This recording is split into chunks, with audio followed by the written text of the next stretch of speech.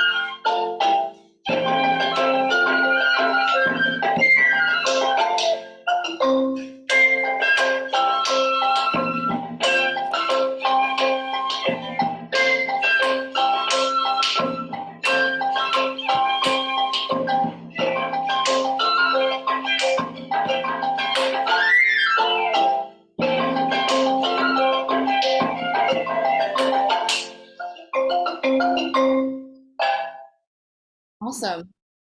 Great. So just a little note about the music. It's called Kodama by Masato Baba.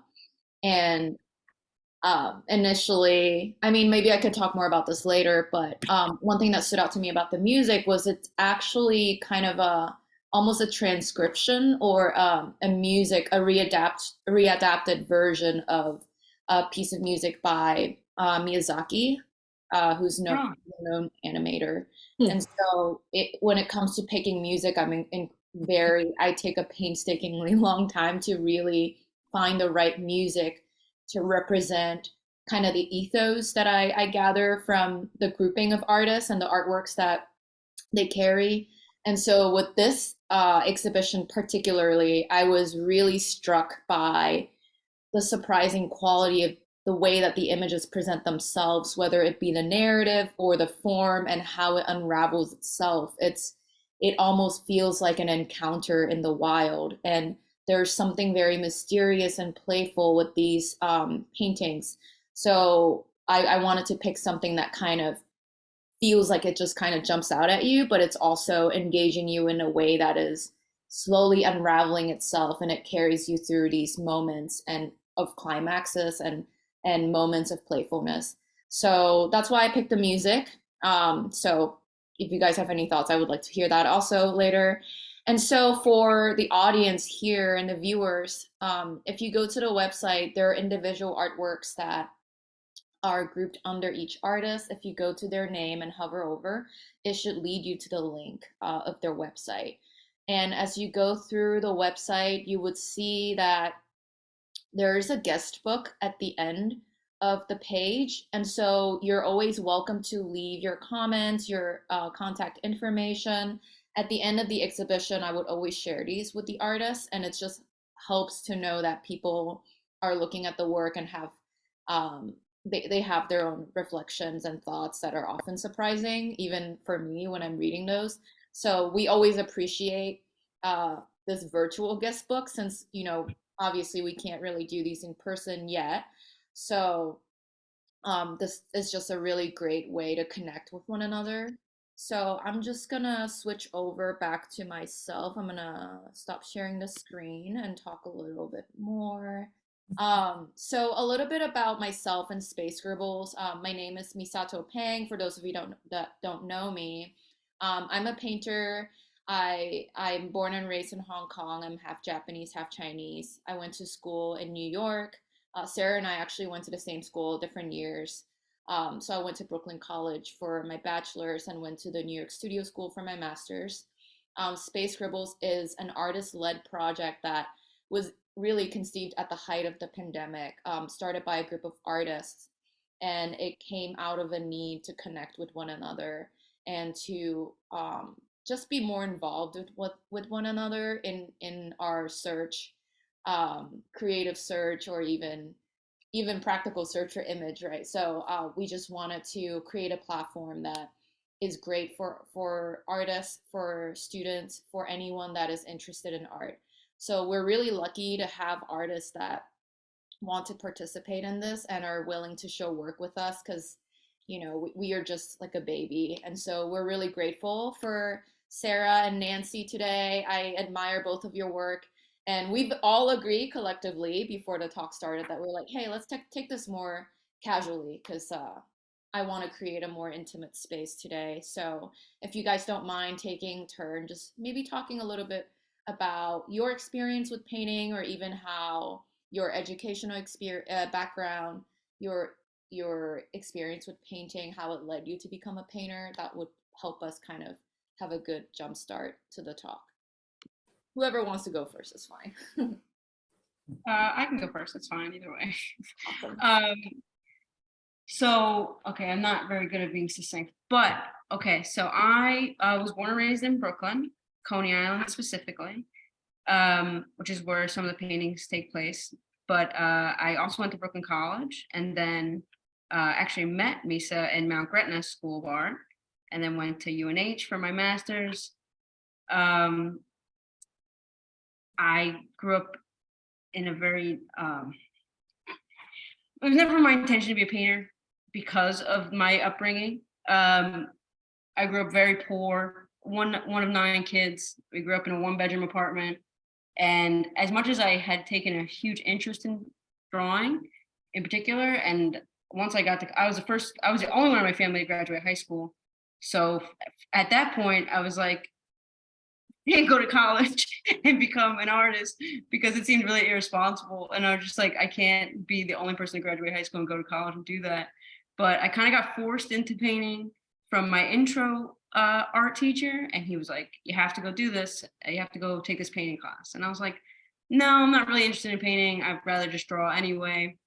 And so he forced me into the class. And then I met Diana Horowitz, who really like magically changed my entire life. Flipped it out, kind of flipped it upside down. I guess, and then going to Mount Gretna was also like the big break as far as understanding the language of painting, which was the big step, I think, for most painters. Just like, yeah, you like to paint. Yeah, you might be interested in doing this technically, but how are you reading all this? And learning that language was like, it was really the most intense and exciting, eye-opening experience I think I ever had. And I think from there, I don't know, I don't think I could do anything else in the world. I think I'm too arrogant and too stupid to do anything else, and I don't really for my mental needs. But that's pretty much where I'm at, I think, right now. That's great. Thank you. I have a lot of talking points that I can go back to, but let's hear. Yeah. Well, I guess I can say that I also didn't expect to be painting. I started painting later in life, when I was about 40. I grew up in Wilmington, Delaware mostly, and uh, went to college at University of Pennsylvania and studied English, and was going, then started a PhD program at Rutgers, which in English literature, like I was going to be a Milton professor, basically, was kind of what I had in mind. And it just, I reached a point where I realized I wasn't as committed to that endeavor as I thought I would be. When I was a kid, I liked to draw.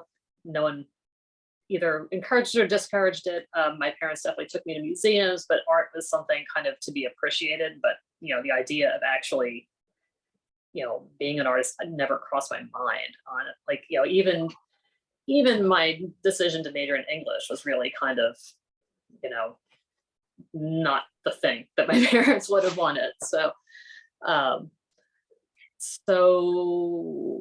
I spent some time being a full-time parent, and then when I was a little bit before I turned 40,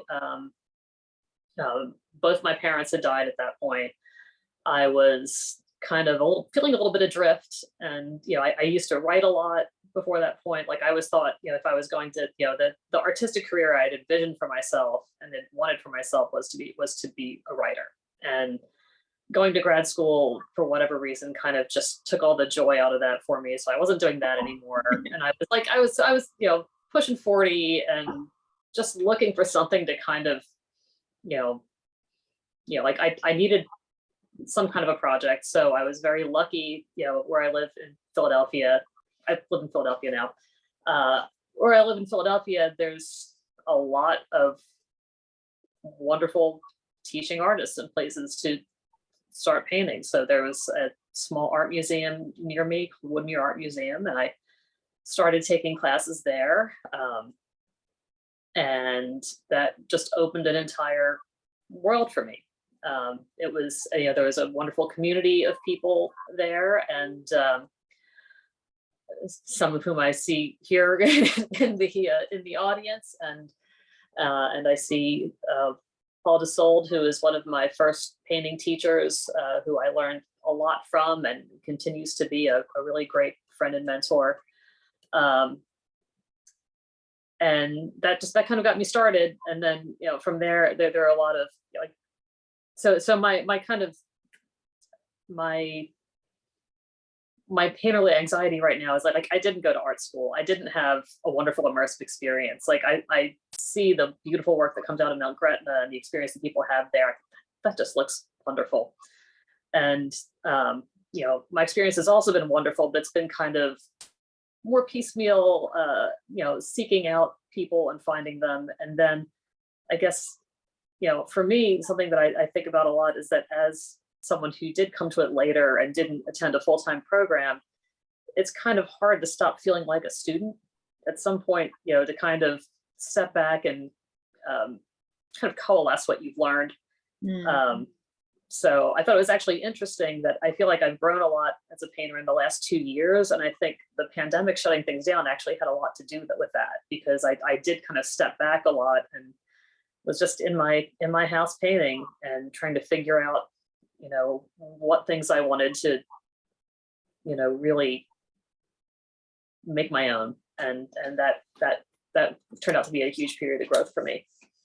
Yeah, these are very wonderful kind of representation of what's really within the art community. Not everybody went to art school. Not everybody has the same experience, even within art education. And, Sarah's story is very relatable because I'm not the first person I have an older sister and she went to college. My parents didn't go to college.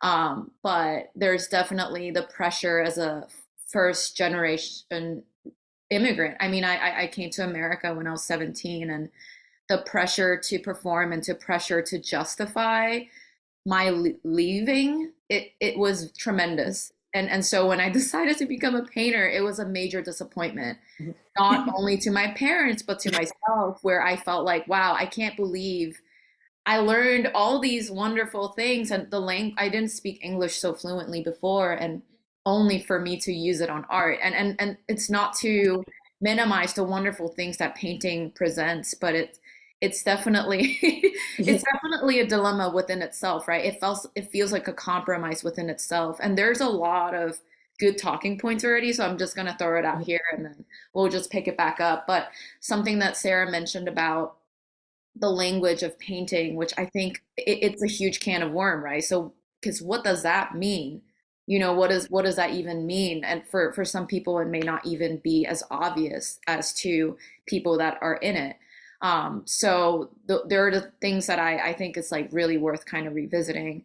But to your point, Nancy, when you were talking about being a perpetual student, I think it's really funny hearing this because I'm like, well, I still feel like a student, and I teach at a college, and I felt like I never left college because I'm re-entering into that space now as an educator. But I also think with being a student comes a double-edged sword, right? It's like you are so immersed, but at the same time, it's hard to let go of the things that you've learned. And a lot of at least for me, post grad, after leaving the studio school or even Mount Gretna, is having to be independent, having to make decisions, and having to choose artists that I actually want to have a conversation with rather than going to gallery after gallery after gallery just for the sake of knowing. And I think that might be relatable to you because you do a lot of transcriptions, and I'm kind of in that stage also. It's like, okay, I'm painting from Corot, and does that mean I want to be Corot? Okay, next week I'm looking at Gauguin, like I don't want to be like him, but I see the influences, and it's a love-hate relationship when I find these moments in my painting where I'm like, well, is it me or is it someone else? So I feel like these two things actually kind of are on a tangent next to each other. So I don't know, maybe we can even talk a little bit about like what does it mean to for painting to have its own language? Like what does that encompass?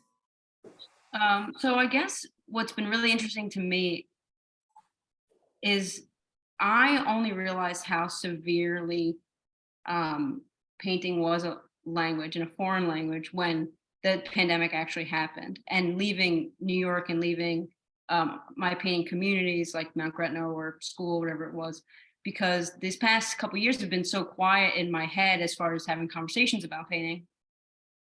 And so you do, when you don't use it out loud and you're not discussing with people, you're not arguing with people, you're not debating, all of a sudden you do feel like you're losing vocabulary like you would your own native tongue to some degree. And Yeah. that's been a really depressing thing for me the past couple of years because I was so intensely immersed in knowing what makes a painting work. Why is it working? Why is it not working? And what my understanding of those abstract things that were going on, that Mount Gretna really, like, I didn't have that vocabulary until I kind of went there. Then I gained it. And then I feel like I lost a little bit of it.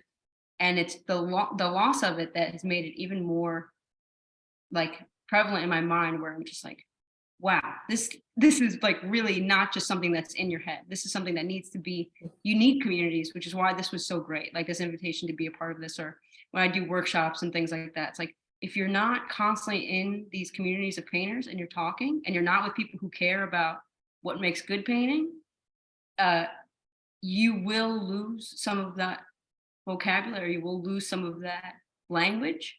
And then you kind of have to, you have to keep it up. You have to just speak out loud. You just have to say something or think something or write it down, because it's scary. Like it's scary because if you don't stay in those communities like this, I don't know, like I felt like a little, like, it's odd to say, like a little like Christmas spirit. I don't know, like that like kind of Yeah. goes away. It's Yeah. like weird. Like I heard about like somebody going, so there's a, I'm not gonna mention names who they were, but there's a very important painter who like went to a museum with another painter, and he sort of like explained everything to him about why it was all working. He said he saw it in those moments, like with that professor, like he saw everything he was talking about. And the moment like that professor went away, like he kind of lost it. And it was like such a sad story. Like, and for me, that's probably my worst nightmare, is like losing that completely. So which is why like I have to just keep painting just to stay sane at this point. Is But I it guess it really doesn't answer your question what the Nancy? pain language Yeah.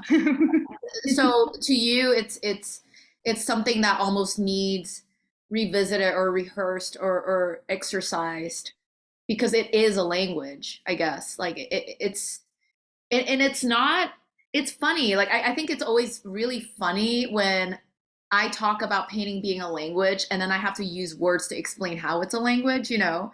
And then in that moment of trying to articulate it, it becomes its own new thing. And it's like it's a different language at that point. But I always find that space really interesting because it's like I always tell my students, your paintings tell you more than words can say, and it takes time to build up the muscles to really see those things, you know. And then like on the other end, there's also intuition, right? And you can't tell someone they're putting the mark wrong. It's about how it's whether or not you're able to make informed decisions. And I think that jump from intuition to then like execution is like it requires so much nurturing, it requires so much rehearsals, you know, talking to people and practicing these things and seeing how other people are seeing things. I mean, it's all kind of like it's all kind of a mixture, and we're in some way like interdependent for that reason.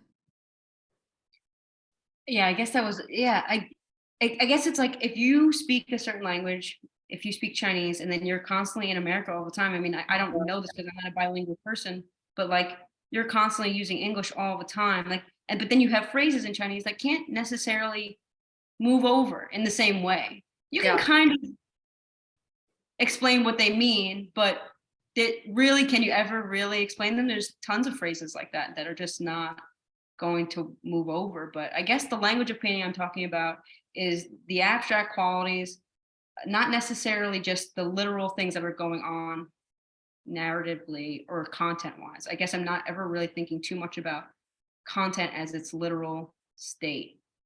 There's like other things that are happening beneath that are so much more, they're adding so much more to the structure of the work than so it's really it is kind of hard to describe.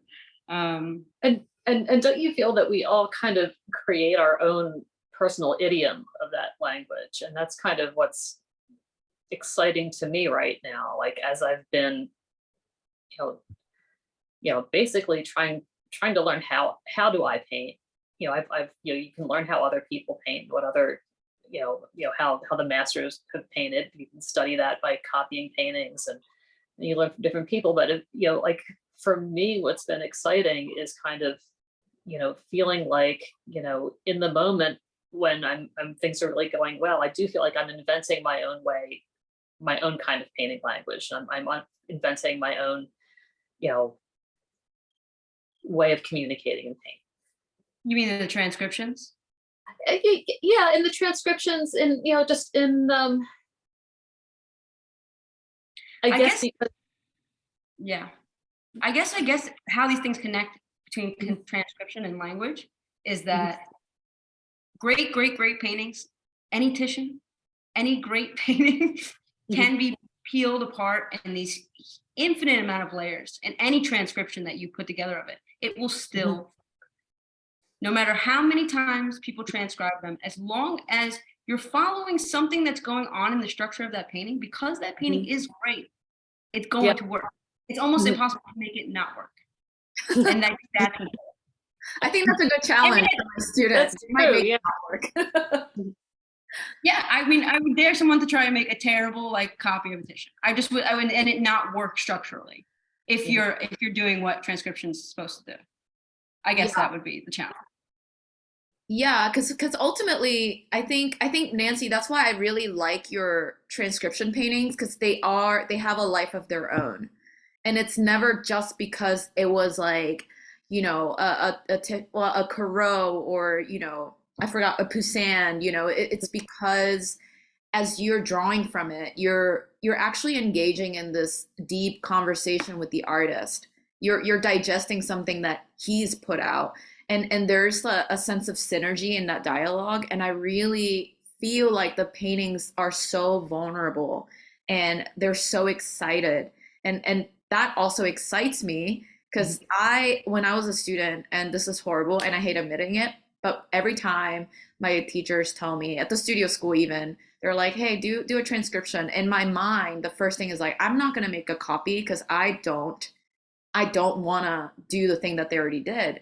And what I didn't understand at the time was it's not so much about making a replicate or duplicate of someone's work. It's really about engaging actively in a conversation that allows you to understand their structure, and you're taking something from it because it will always be to some degree original as long as you're the person making it, Mhm. and that's a wonderful space. And I think people don't do enough of transcription, and maybe I'm projecting too much of my own regrets, but I learned so much when I draw from Masolino is like one of my current favorite, but even like Pontormo and all these people that they really get that abstract foundation down Mhm. so skillfully that it masks behind representation, and that's what's deceiving. People are like, oh, it's just like a person in a robe. I'm like, no, these are shapes.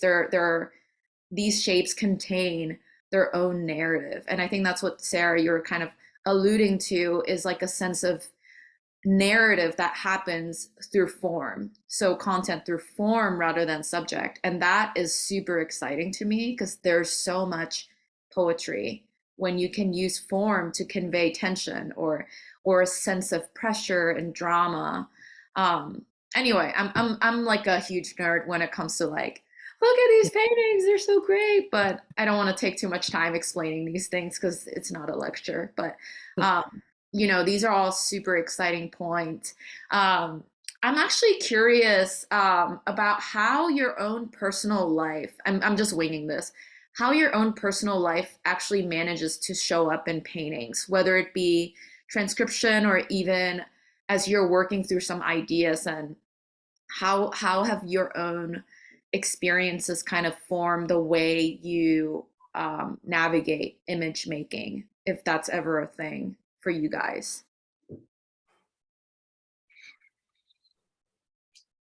It's funny. I think like I have always thought about that as because obviously you want to make paintings that are personal, not in a sentimental way, but just sincere to yourself. Like that.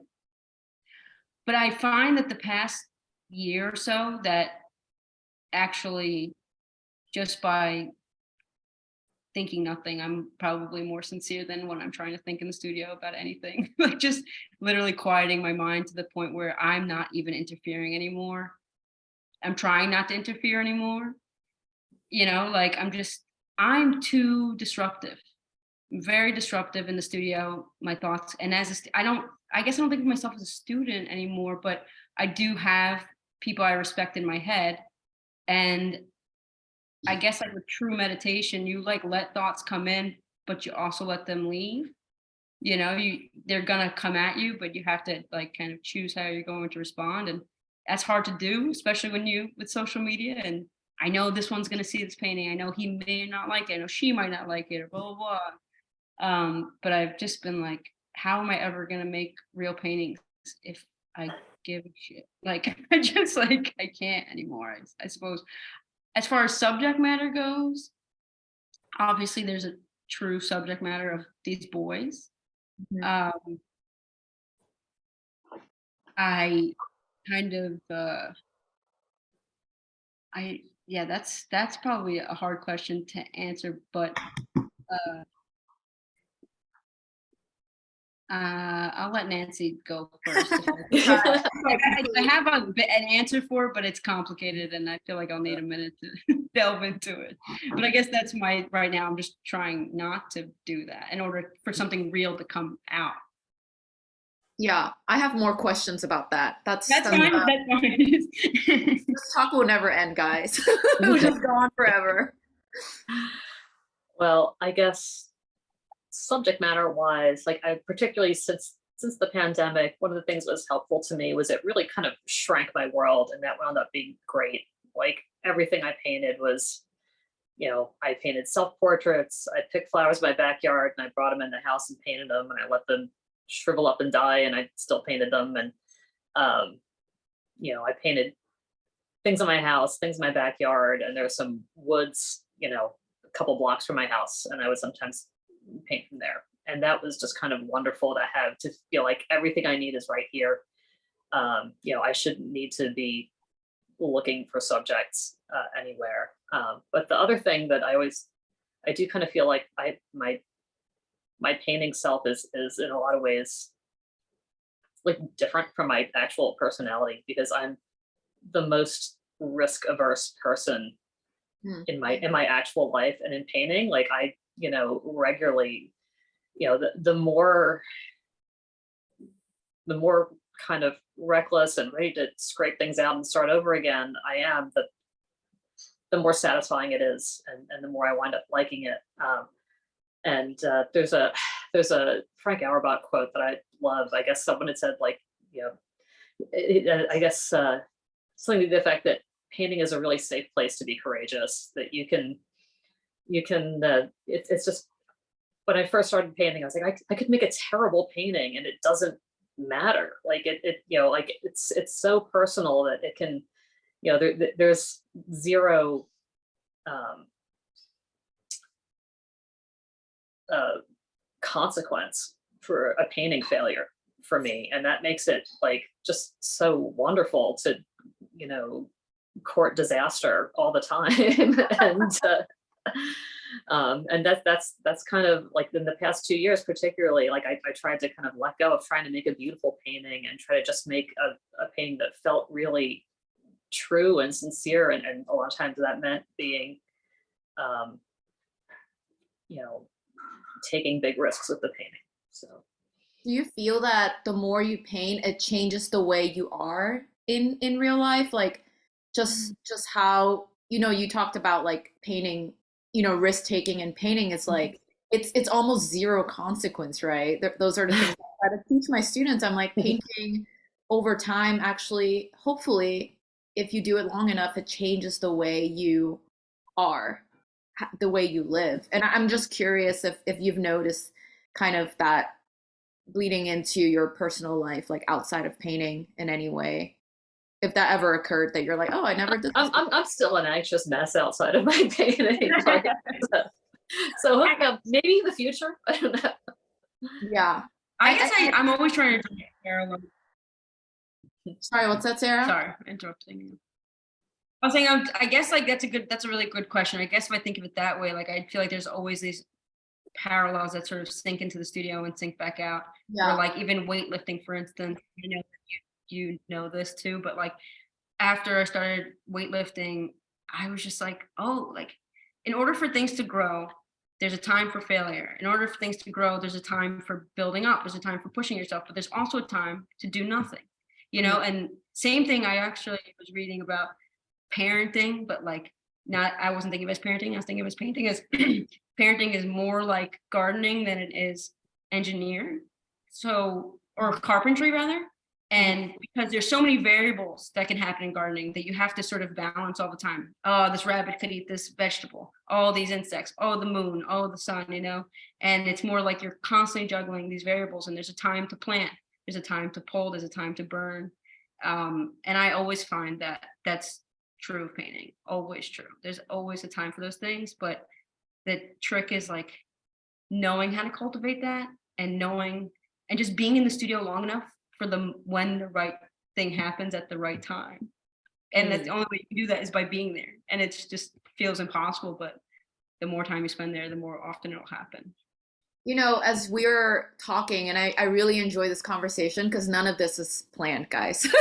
and something that as you guys were both talking, I'm realizing this about myself, why I was so gravitated towards putting your work together is this idea of courage. And it's not, courage is like kind of subjective, right? It's everybody sees it differently and it shows up differently in a painting. But as you're talking about Auerbach's quote, it reminded me of this quote that I always put in my syllabus, like every single semester. It's by Matisse, and he talks about, he says, to look at something as though we had never seen it before requires great courage.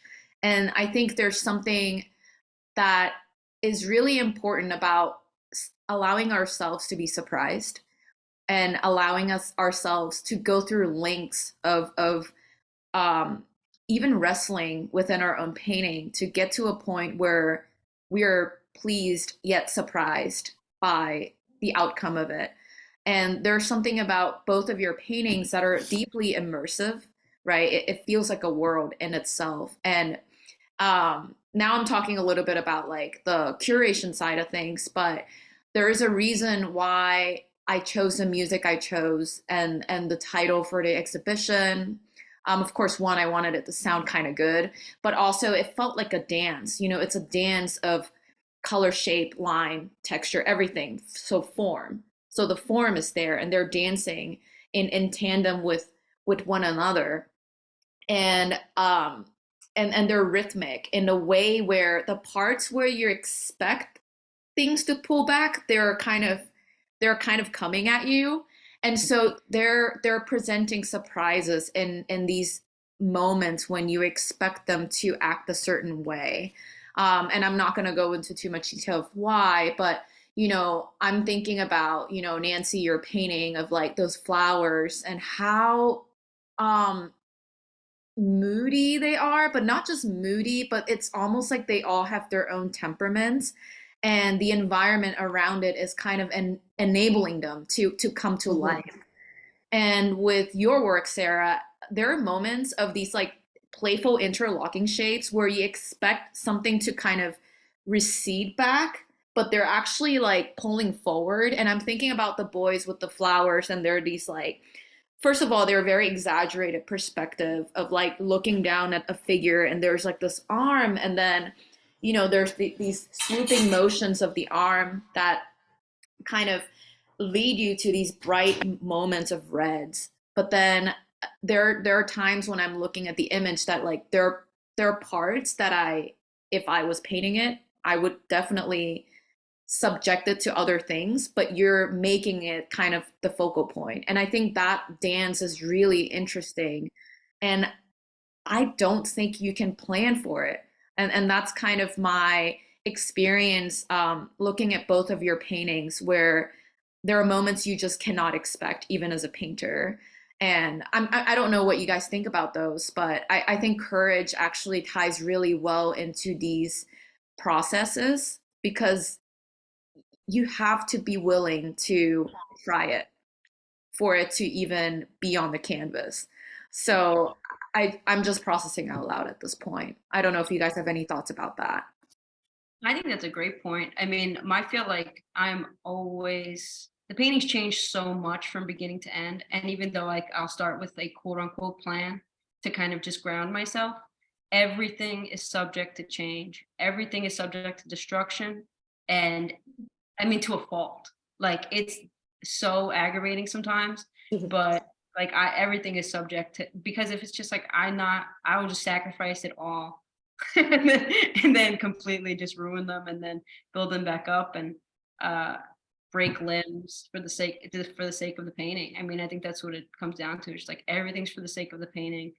And I'm terribly trying to control things in my life. And it's like in painting, I'm like, I don't ever feel like I'm trying to control at the very, very beginning, I'll try and control like some idea and then completely give it up as fast as anything else.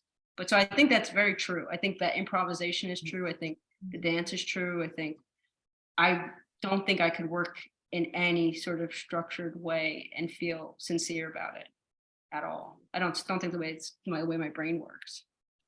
That's great. Yeah, and I would agree also, and that my process, especially lately, has also involved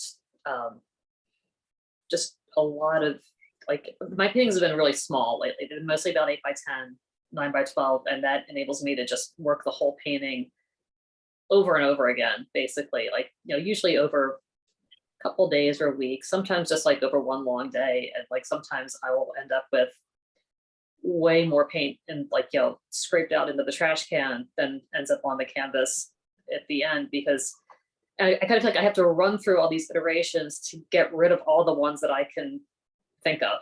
And then when I run out of those, then I start finding things that are more surprising. And that's actually what the transcriptions have been good for that because like those images are so iconic. It feels like a desecration sometimes to be going through them that way and you know to keep something essential about that image but also take it to a place that's surprising for me. It has been really helpful. Self-portraits also, I found that like that was actually some of the first that was like a really valuable experience. About a year ago I was painting a lot of self-portraits and that was, you know, I really took them to a place where like I didn't recognize myself anymore, but and then eventually it kind of came back to it was me and it wasn't me and it was a surprising image, and that's kind of what I've been trying to do when I paint now as much as possible. So I'm just gonna throw this question out. What does it mean for you to be surprised? What are some moments, or if there are any paintings that you wanna, your paintings or someone else's paintings that you're like, this is it, you know, this is the That's a great question. It's a great question because I think that's the sort of goal of everything, like no surprise for the writer, no surprise for the writer situation. Um, I think Morandi does that a lot. Morandi, he's always very sneaky. He's super sneaky. He's always creating these little odd contradictory space things that you're like looking at it and then after a while you're like, wait, what? Like these things are compressing where you don't realize they're compressing and then they start to obviously there are things that just line up. yeah. Whereas like and they you know what it is? It's all about trust. to a certain degree. There's a lot of trust involved with these things because you can't be too loud about the connections in the abstract forms. You can't Yeah. try and shove it down people's throat. Stop, like you're so self-aware and it's obvious, right? Like that self-awareness is so gross in the art world. 'Cause it's like, I get it, you know how this works. Right. We all know how it works.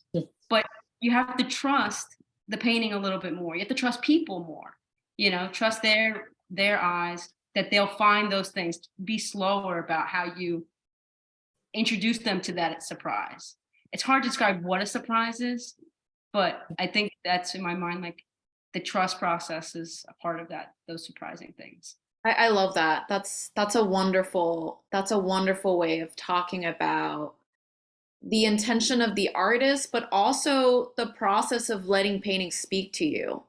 I mean, I've I don't know how else to compare this experience to because I've never had it outside of ceramics. I tried it one year at Chautauqua. It's like a summer camp for artists. It's wonderful.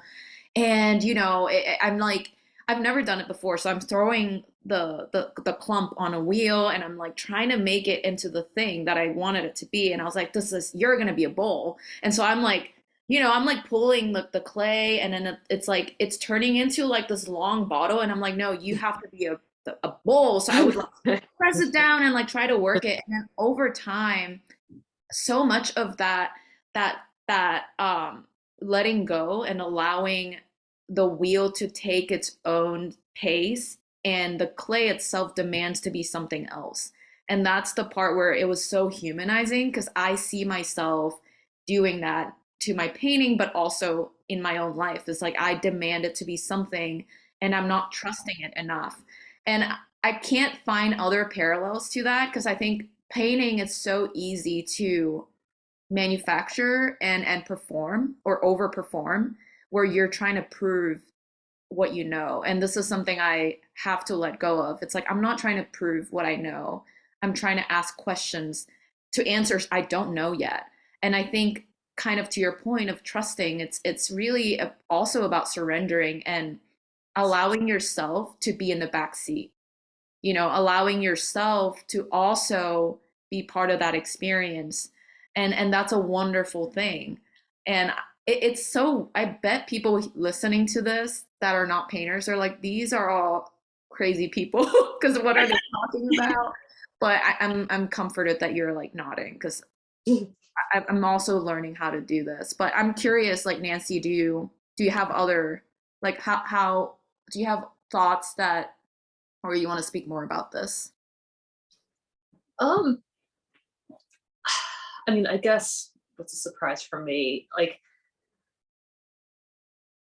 I I guess when it reaches a place where it kind of seems independent of me, maybe. Like it seems to kind of have its own life and it's mysterious to me when I look at it. That's usually a good place to stop. And um I've come to really appreciate the paintings where it's hard to get there. That like the ones that you have to keep coming back to get to that place, because then I think it does have a more layered richness in the end. Like, the ones that really fight back, I kind of I come to cherish those now. Like the ones that, and then finally, at the end of the struggle, like it turns into something, and that's always really satisfying. Yeah. This is another question, and that's something I'm kind of wrestling with in my studio. So I'm just gonna ask it to you guys. When when do you move on? Right? Like there's these there are these revisioning and like editing. And Sarah, you do this a lot, and I only know this because I stalk your Instagram quite a bit. You're working this one today, and Nancy also, if you have any thoughts, like feel free to chime in. But when do you move forward? This is, yeah, I mean, it's such a good question. For me, I mean, it's so like not even like when do you move forward, but like why do you still beat this thing to death? Like why do you like True. why like I have a painting that I changed maybe 7 or 8 times, not even just, oh, I'm fixing quote, quote unquote fixing, like, which I don't like to. I'm actually trying to change the way I'm thinking about it now. It's not like I'm fixing the problems. I'm like just trying to like change the conversation in the painting, or like how, what do I add to this? But completely different 360. It went, it feels, I don't know. I just will be, I guess like when it feels most, because I have a painting here, which I don't know, that I literally made like 7 years ago. And it was of a guy laying under these sheets. And then for some reason, a couple of weeks ago, I pulled it out and I was like, nope. And I made it an entirely different figure standing there with only like one arm. And it just, I don't know, it does feel intuitive. It just feels like this is who I am now. Or some paintings get better with age. I turn around, I'm like, oh, I hate this painting. Now I love it. But some paintings, I'm like, oh, I used to love this painting. Who did I think I was? I don't know. I seldom. I don't know. That's what I'm thinking. Yeah, that's a Get them that's out a of really it. good Get them point. out of the video. That's when they're done. Like that's pretty much it. Like I can't. I don't know. I will continue. If it's facing me, I will do something. Yeah, yeah, I understand that. I don't know. I don't have answers. I really don't. That's why I'm asking this. But You know what I guess is a good idea, like I or something else would be something happens in the painting that's is surprising to me, like you said, and something that I feel like is working, but I don't know why. And then I kind of have to have evidence of the fact that I did that thing. And hmm. then I won't take it. So I'm just like, I need to keep this here because I don't know how it happened. So it kind of instructs me for future like paintings. That's probably the only real reason at this point where it's like, why did this work? I'm not sure why, what headspace was I in here? And then you hope to get it back, but it doesn't mean it's true, but you kind of hope so. Yeah, it's kind of funny because they're almost like mirrors. You know, they're like a snapshot of a certain time, an experience and interest and knowledge. Like it's such a life. You know, I don't ever see my paintings as something. I mean, of course, I made them, but at some point they kind of take on life of their own, kind of like what you're talking about, Nancy. And sometimes I see my own paintings and it just makes me cringe from the core of my being. And I'm like, oh, I can't believe I believed in this. You know, I can't believe I can't Yeah, believe I oh my like God. this thing, you know? And it's hard, but it's, I don't know. This is a random story, but just a couple months ago, I just have a bunch of paintings still in New York because I just cannot afford to move them back. And there's this one particular painting that I haven't really looked at since I moved during COVID. And I was debating whether or not to throw it away. And so I was looking up online, like the image, and it made me cringe right away. I was like, oh, there's so much red. I was so excited about the color red. And once you put color red, it's so abrasive, you know, and everything else have to start arguing with that color, the red, purple, green, yellow. And it's like, I can't believe I was so naive about colors. But at the time, I was so proud because I'm like, I'm a colorist. No, you just use colors liberally and thinking that you know this stuff. But anyway, so at first I was like, oh, I'm just gonna toss this out because I just don't want to look at it anymore. But then but then I looked at it longer and I just could not get myself to toss it out. And I think that's when I realized there's something in there that I've kind of lost or forgotten along the way of like becoming more and more aware of painting being a language. And part of what's lost was the spontaneity and the excitement and the intuition of letting forms guide my imagery rather than letting the imagery guide the form. So there's less agenda, there's so much more openness and willingness to let the undefined spaces be their own thing and hold the mystery. And anyway, so long story short, I ended up like giving the painting away to someone that's willing to house it. And I was looking at that image for so long because I was trying to like figure out logistics. And then I started to reclaim that space. Not so much the reds, but I started reclaim that that excitement of like when I first started painting large scale painting, and I was like, I'm just gonna go for it. And so the colors started coming back. Some of the very saturated color decisions started coming back. And all I'm saying is I think paintings are a great way to teach us lessons, even paintings of our own. And I really enjoy that space because it's not so much like it's not like I am repeating myself. I'm re-engaging with a part of myself that was at a certain time, that was locked inside that painting. And so I don't know, when you're talking about that, I was like, yeah, that makes sense. It oftentimes kind of involves that part of vulnerability to allow yourself to talk to yourself in some way. So once again, I'm thinking Oh, out that's a great, that's a great story. I mean, it's funny because one of the paintings in this show, the drowning painting, I actually have it. I could show it to you. loud. Great. I know which one. Yeah, that's a great painting, by the way. This painting was so funny because I made it in grad school while I was like on this kick of paintings. And then they insisted on me putting it in my MFA show. I hated this painting. I hated it more than anything in the whole world. And I was so embarrassed about making this painting. And I don't even know why I did it, that I had actually been in Indiana. And they're like, hey, we're going to come to your studio and go pick up the paintings. And I hid the painting inside a box, taped it up. And they were like, we can't find this painting. I'm like, oh, I guess you can't finish the show. I don't even know why I traveled with this painting for years afterwards. Like, I was like, I hated it so much. And yet I've never, and I paint over everything. And for some reason, I never painted over it. And now I love the painting. Like, there's something there where I was like, why would I even make all of these decisions? None of these decisions make sense. But I was still compelled to make those decisions for some reason. And now they actually do make sense for the things that I do now and the things I enjoy about painting now, that those decisions are very, very similar, which is kind of crazy when you think about it. It's almost prophetic, right? It's like sometimes your paintings are just ahead of you, and that's a hard thought to grapple with. But there, I made a painting in Mount Gretna. Nancy, I want to get to you at some point, but I made a painting in Mount Gretna, and I'm looking at it right now. I worked with Ying Li.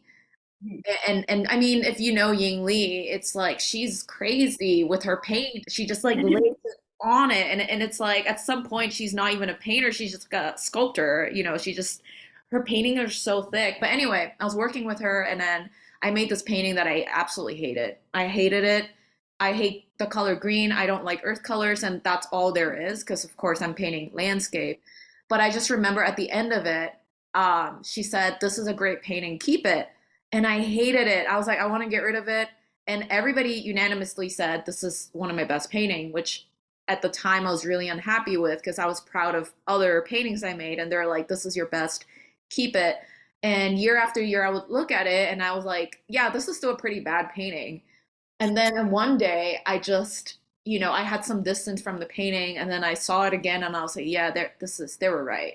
And it was like that weird moment of like, I can't believe that the image is already there. It's just that I don't have the eyes to see yet. And I think that's such an interesting space, We make paintings that sometimes are just ahead of us. That's wild to me that we're capable of making things like that tell us secrets and tell us wonderful stories and mysteries and poetry, and we're just not sensitive enough yet to see those things. So I just think that's a great story, and paintings are for, those paintings are good to hold on to for a reason. Yeah, absolutely. I think we all have one or two. I think the ones like the ones that, and then the opposite of that, I guess, are the ones that you think are so great, and then and they're really just not at all. And it is like the ones that and maybe we don't like them at first because they defy an expectation, and we haven't learned how to embrace that yet, or I guess I was reading somewhere like the paintings that we like right away we like them because they remind us of something we've already seen, and that's not necessarily what's going to make it, in the long run, the painting that you love the most. It's just, it feels familiar, and that's why it feels good right away. So I think trusting sometimes the ones that are a little bit weird is winds up being a good thing. So this is a good point. And I'm gonna just like segue directly into a question that someone directed at you, Nancy. Mhm. You refer to some of your images as monsters. Can you elaborate on that? And it goes with what we're talking about anyway. Yeah, and I think that's particularly like the portraits, either copies or self-portraits. Like, um, I think it because I did start having something that felt like success, where I was pushing past an expectation, and if I can share my Oh yeah. screen a minute, I think you're because a co-host, right? I think so. Yeah, let me see. Um, well, this is. Let me know if you need help. No, I know I made a little file, and now it's hard to find. I don't know where it is. Well,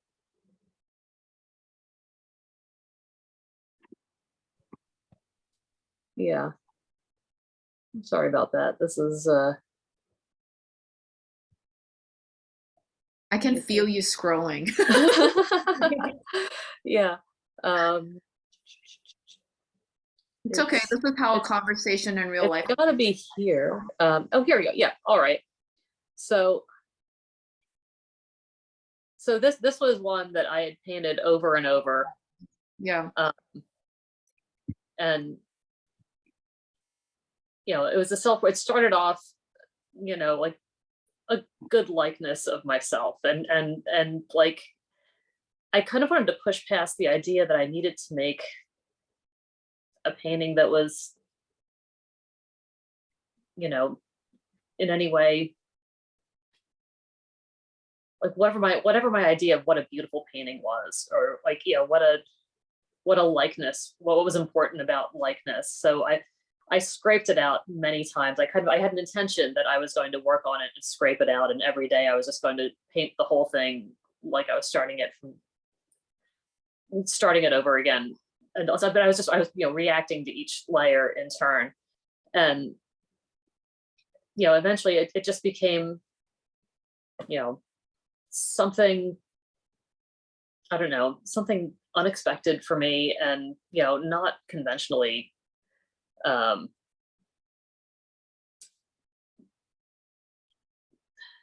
don't know, not like different from what I had been expecting. And yeah, so I just think the monstrous paintings are just more evidence of me trying to push past an expectation, and giving myself permission to make an ugly painting if that's what it needs to be. So Yeah. I love that painting a lot. Did you show that at Bowery or I was at First Street. oh, First Street, sorry. Yeah, Yeah. yeah. Yeah, I saw that painting. I'm like, I know this artist. I'm like, I still need to reach out to her for a show.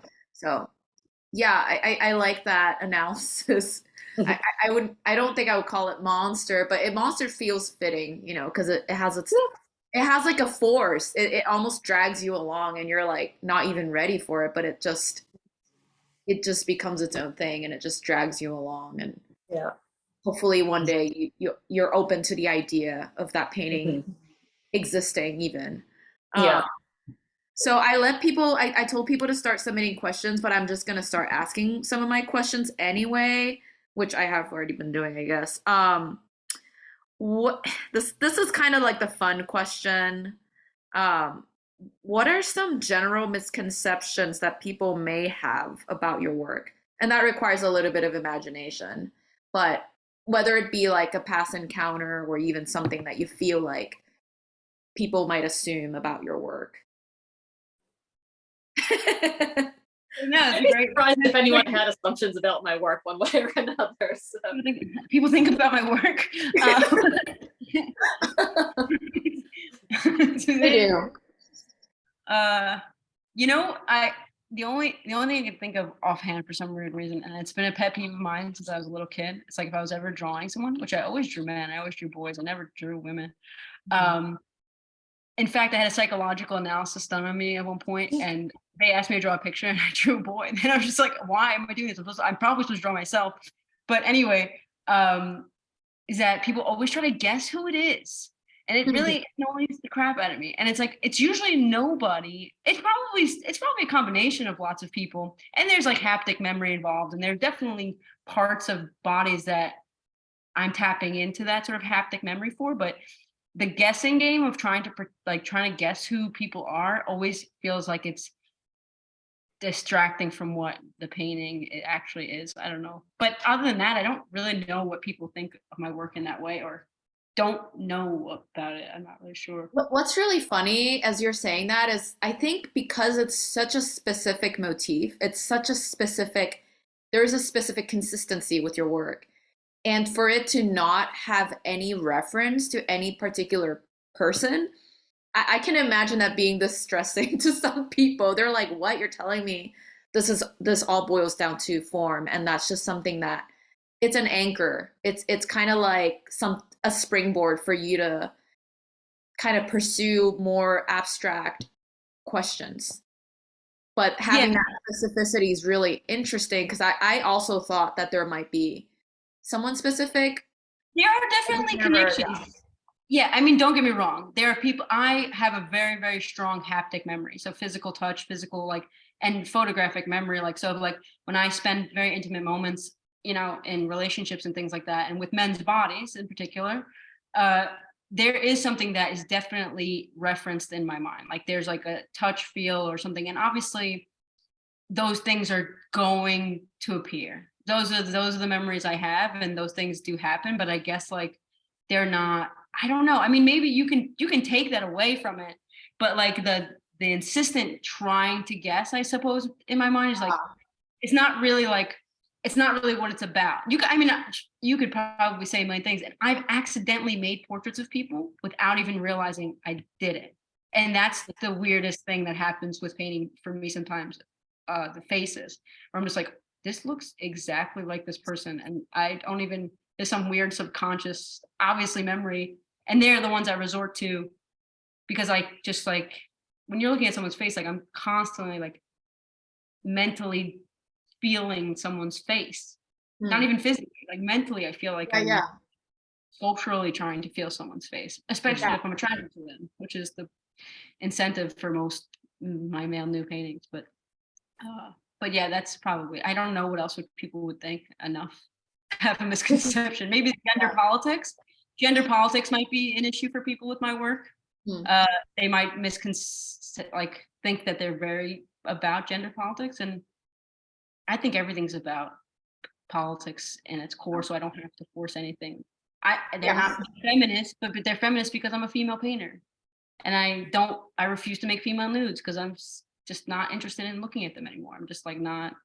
I don't Yeah. have a connection to them. Inherently they are feminists just by virtue of me making the paintings. Yeah. So I guess like that's not something I'm not putting on it, but it just happens to be a Yeah, part of those are great points. Mhm. that's all Yeah. I don't know. And I'm literally struggling to think like, what do I what conception do I think people have of my work? I don't even know. Like, I really don't. It's a fun, wild question anyway. I Yeah. wouldn't know what to say if people asked me that. I just thought I should throw it into the deep end. Mhm. Um, so I actually this is gonna be a question more for Sarah, but feel free to chime in if that relates to you, Nancy. You've mentioned growing up in a large family, and for some reason a light bulb went on when you said you grew up in a large family because your paintings have these like figures that are just stacked on top of each other. At first, I was gonna ask you, and maybe you can answer two questions in this way. I, I felt like there's like a humor that is contained within these images because of the way that these figures are constructed in the way that they're kind of just piling on, and you can't tell where one person begins and the other one ends. But when you mentioned being in a big family, it somehow in my mind I just found a connection between these images and your upbringing. But if you can speak a little more about that. So that's actually really funny. So I do tend to notice, and I'm hyper aware of the fact that my most of my work is very suffocating. So they tend not to have a lot of air, and I try to punch holes in the work to kind of give a little bit of breathing room. But as much as I try, they always like inherently have this very suffocating, stacked up feeling in that way. And it's not something I do on purpose, but it's just a result of just I don't know, but I guess like growing up in one bedroom with 9 kids could be a subconscious thing like that, like all sleeping in the same bed and everything like that. Um, Suffocation as far as just like no psychological or physical room in New York growing up. But the playfulness is actually something that's really big for me because one, I am a very playful person, but I'm also a very serious person. And I feel like I also grew up in Coney Island and Coney Island projects. And the reason why I always mention that and is because Coney Island is such a strange juxtaposition of severe drug poor projects that I grew up in, right? And it's just like this tragic aspect of it in this colorful amusement park. That's like, it's such a bizarre contradiction of itself. And I feel like that's what my work, and that's why I started making these Coney Island paintings. Like I know people make them, right? Because they're so fascinated with it. But like growing up there is just like, I mean, we grew up with a lot of the freak show guys. And, there was like before they fixed quote unquote things, and like we'd be under the boardwalk before they filled them up and stepping on broken glass and needles and things like that. But and everyone's piled on in beaches too. And in New York, everything's just piles and piles of people, but it's like an ocean. And I read this great quote and I'm gonna forget it now, but it's like it's not suffocating to me. I'm not claustrophobic at all, actually. Like it's almost like a rhythmic of like ocean, and like you kind of get off and you come back on, and you kind of like, that's what I miss about walking through New York so much, is like, it's just like you're in all of this, but really you're not. I mean, I don't feel a lot of people around me. Like when there are, I don't ever feel like that. I'm always pretty happy. And but that playfulness does, and boys, I mean, so I guess the word boys is also very connected to that. So I got a lot of crap in grad school for not calling them men. And for whatever reason, they were weird. But I'm like, boys is such a playful way. First of all, it's such a playful word for grown men. None of these men are boys by any means, not even like remotely close.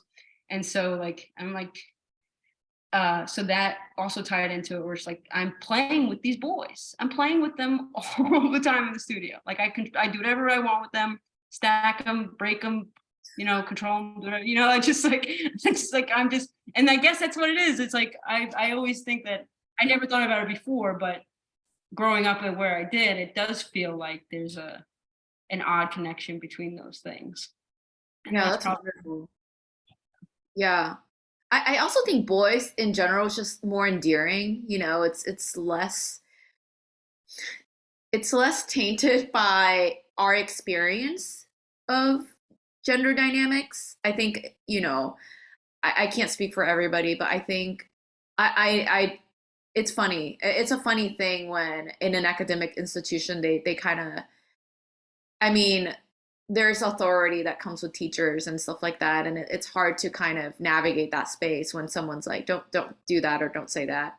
But it's largely because they could also be projecting their own interpretation into how your work should be presented and whatnot, which is a different topic in itself. But um, yeah, that's a really, I don't know. I'm just still processing all the stuff that you're telling me, so I don't really have any follow up no, that's, thoughts. Yeah, I think that's pretty. I think we can't help but to process things that are closest to us, no matter what. And I still don't know what I'm processing, to be honest, but I know that there's something very deep in the painting headspace when your subconscious starts to come in, and it's almost like your body's way of reckoning with reality or reckoning with like your environment. And it's not necessarily a sad or like a tragic thing. It's just something that kind of just flows through you. I largely feel like I'm just like a vessel most of the time when I'm in a really good space. Because yeah, I'm putting down the marks, but I'm also just letting the painting guide me to make these decisions. So it's kind of funny, like having to parse these things out and be like, what do your images mean? Like, how have your experiences shaped these images? Sometimes they're helpful, but I still think it's kind of cool, like hearing you talk about these things, because largely I assume you didn't intentionally create these things. It just kind of happened. And Coney Island was just like a very specific kind of location that you're. Yeah, it's specific, and I was also criticized for like how do you like you can't just like put a bunch of naked guys in these pastoral like historical landscapes and expect them to be connected to you somehow, or like what does it mean to be connected to something that you've never experienced? And then I figured I have experienced it. I just experienced it on the beach instead of in like these like very picturesque Sure. things. So I thought like Yeah. hard back to that, but yeah. I guess my question for both of you, well, Nancy, you and I talked a little bit about, when I reached out to you asking for the figurative work and Mhm. you asking me like, we had quite a bit of correspondences, and I actually really enjoy these conversations. But you mentioned figurative paintings are something that you're kind of slowly going back to. So I just want to hear you talk a little bit about that and how you kind of what are some things you're looking forward to explore even in your painting, and it doesn't have to be subject. And the same thing for you, Sarah, because I know it's you both are figurative, but I want to see like if there's anything moving forward, you're like, I want to kind of explore these ideas or these subjects. Inquiries. Yeah, I've I guess when I first started painting, I did a certain amount of, quite a bit of, learning to paint portraits and working from models. And it was mostly done in in an academic environment. So like I was kind of learning how to do things, but I wasn't comfortable really making paintings that were personal to me.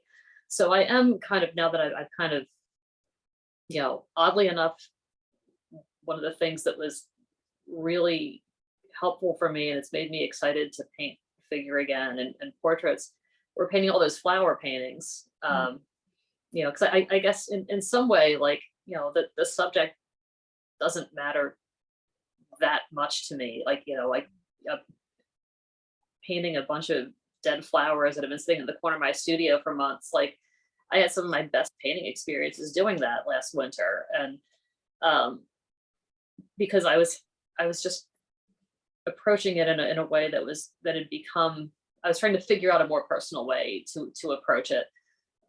So applying the, I love painting figures and I love painting heads. And so I am excited to get back into that, and the copies as well. Like, I getting past um, wanting to make kind of a literal or illusionistic sort of head or figure painting, and get into something that, with the flower paintings I started, I guess, starting to feel like um I'd have kind of an idea about the kind of atmosphere I wanted them to be, like, as you mentioned, them being moody. And I guess that was kind of with the flowers. I started, not wanting to paint flowers, but wanting to paint a kind of atmosphere, and how would the flowers reveal that atmosphere. And I think that really moved me forward in some ways. And I think if I could think about painting a human form in that way, I think that would be really exciting. Yeah. I think your paintings are all, I don't feel like in any way they're conflicting with one another. And I think that's why it worked. Because I know you were initially pretty concerned about like not all our figures. And I was like, but Yeah. the deep, like it's there. You know what I mean? I'm really I feel like, like they're all like more and more talking to each other. Like right now, my studio is just like I have all these little paintings and I don't have any place to put them, so they're just spread out on the floor all over me. And like yeah, so they definitely inform each other, and one gives me an idea for something else, and that's been at some point I'll have to clean up and make some space and for to maybe you know clear the air a little bit. But for right now, it's a little claustrophobic, but I like it. yeah, it's very relatable. I don't have wall Yeah. space really, so they're all just staring at me from the floor. Yep. Yep. Sarah, what about you? So paint, it's so funny because as much as I talk about abstraction and form and like how much I don't care, like it's like I have to paint figures. Like I can't, I just don't, I'm just not comfortable painting the landscape. I don't feel connected to it in the same way. Um, Even when I try, they just figures will just pop up. Like they just show up and they force their way in, and then that they are, and it's hard. Right now, I always think about single figure versus multi figure, and for a long time now, I've been working with single figures because I felt like multi figures was easier to solve for me. Like that sort of puzzle piecing things together, making connections was felt like the easy way out in my mind. And now that I've been trying to like just tackle single figures, like how do you handle such a force as a singular figure or a singular head and still make it about the painting? Because Mhm. it's easy to shift from one thing to another when there's so much going on, but it's not Right. easy when it's staring you down and imposing force like the figure is. And I don't even think I've come close to figuring it out, but that's kind of the big problem I'm trying to solve right now. Yeah, Um, these are all really good things to like think about, I feel like. And it's I'm relieved to hear that I'm not the only one thinking about these things, you know. Something that I think about often now is something my teacher, Graham Nixon from studio school, he's the dean there, a fantastic painter. And I remember him saying, "How do you get a small painting to command the entire wall?" And that is such a statement. You know, we think of powerful paintings, and it comes with specific parameters. Big painting, very expressive brushstrokes. And lately, I've shifted gear. You know, going into more subdued colors, quieter image themselves, single figure, um, and they're small. You know, and last night we went to an opening and some of my paintings are in there, but they were tucked away in a corner and they're so quiet. And then part of me felt really insecure, right? Because I see other paintings that are like, you know, saturated colors and these like, it it's just not, I don't think when I say sexy, I don't mean like it's actually sexy, but you know, like, you know, when people, painters talk about sexy paintings and it's like, there are a bunch of sexy paintings and mine is just, it doesn't demand attention the same way that some big paintings or expressive paintings do. And I think that's a great challenge to have. Um, how do you kind of create these paintings that have specific things in mind? And I guess for you, it's single figure, and Nancy, for you, it's like, how do you get that quality to kind of translate through different subjects? And for me, it's like scale, because I love big Mhm. paintings, and now I'm kind of forcing myself to work small, also due to storage space. Yeah, that's part of the reason why I've been painting small, and I love big paintings, but and I would love to paint big at some point when I have more room. And I just think I use so much paint. I need to have a big budget to paint big also. But um, I think there's something so special about a small painting that can pull you in, Yeah, and like it might not demand your attention the same way that the big painting does, but it can, it can still, it rewards your attention in a different way, mm, I like that. That makes me feel better. I think. Kind of need it. Um, let's see. We somehow don't have questions from the audience, which is kind of funny and unusual. Um, I guess even, you know, we have like a few minutes left. If you guys have questions for one another or people, feel free to submit your questions. I want to make sure that we We do not neglect you, even though I really enjoy this and I can go on for another hour. Or even if you guys have anything coming up, Sarah, I know you have your teaching at Mount Gretna. I don't know if you guys have any shows coming up. Um, Um, I'm gonna have two paintings in Blue Mountain Galleries, Oh, wonderful. their winter jewelry show. So looking forward to that. When is it? That's in January. Congratulations. How Thanks. exciting. And I just want to say thank you again for like letting me be part of this. I think the shows you put together for the gallery are so beautiful. So I was really, really delighted to be asked. I love doing this stuff. It keeps me it's connected. vital. It's so vital. It's so what, sorry? I like it's so vital for I think from I mean I've realized how much for my mental health. Like I always thought painting was so aggravating and so frustrating, and it's like painting's so hard, and it is very hard, but like it I had like a lot of like things go on this year that caused a lot of severe anxiety recently, and like the only place that I wanted to be was painting or like looking at painting. I was like, this is the luckiest thing that people get to do in the world, like especially in a world that moves so quickly and instant gratification and social media. I was like, this is so slow and so present. You're so present with the things in front of you, and like what a bizarre and lucky place to like be a part of. Like it's just and same thing with Mount Gretna. Like I don't know. I tell Jay all the time, like I don't know. You have no idea how special a place like this is, where people just actually care about this stuff and are not trying to compete in the same. Like, of course, they're competing in the sense of like everyone wants to do really well, but it's not like this weird networking situation. It's just like all these people really care, and it's the best place to be, like for your mental clarity and your mental preserving something very important in the world. Just that preservation is very important to me.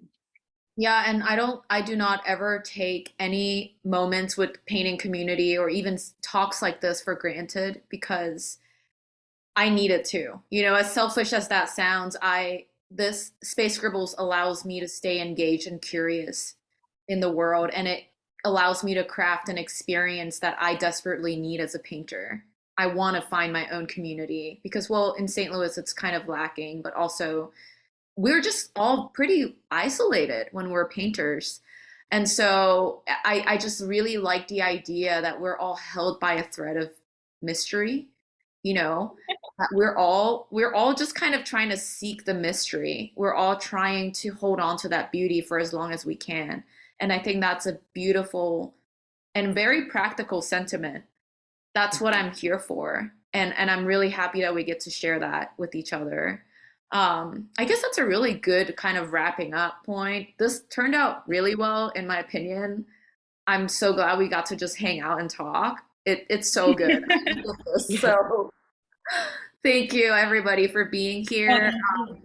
Thank you, Sarah and Nancy. You guys are wonderful, and I hope to reconnect with you guys soon. And the show will be on for another week, so please leave a comment if you would like to, and then I will just keep in touch with you guys with the guest book comments and whatnot. So, all right, everyone, this kind of concludes our talk. Thanks for coming. Stay warm, I guess. Oh, people left. All right, bye. Thanks a lot. Bye. Yeah.